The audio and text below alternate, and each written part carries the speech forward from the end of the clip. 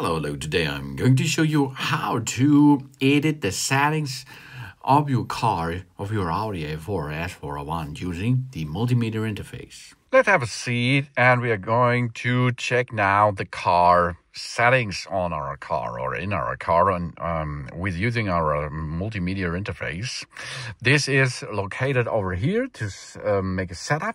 And it's, of course, you can see it in the front of you in the cockpit. To navigate in this ignition should be on.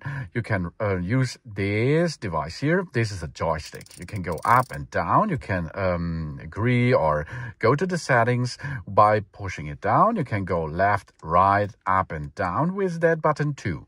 Left button, right button available.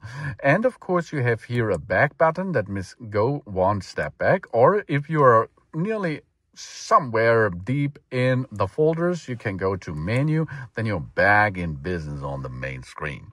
So now let's perform here a clear setup of our car, interior and additional parts of our car. So we navigate now to car settings and Audi presets. Really nice stuff here. We can prepare with the Audi present system that maybe there is a car in front of us who stops immediately, that your car will get an information for you. There is an obstacle in the way to stop now. Or in case of emergency, the car can stop automatically by using the Audi present system.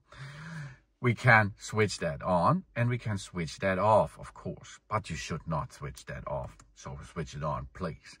The advanced warning interval is off, early, medium or late. You should really perform early. That's the safe way, of course, to drive. But this is an overview of your car menu and what you can handle there to make a better and comfortable way on the road with your car. Thanks for watching. Please subscribe me and give me a positive feedback, and I hope to see you again on my channel. Sun.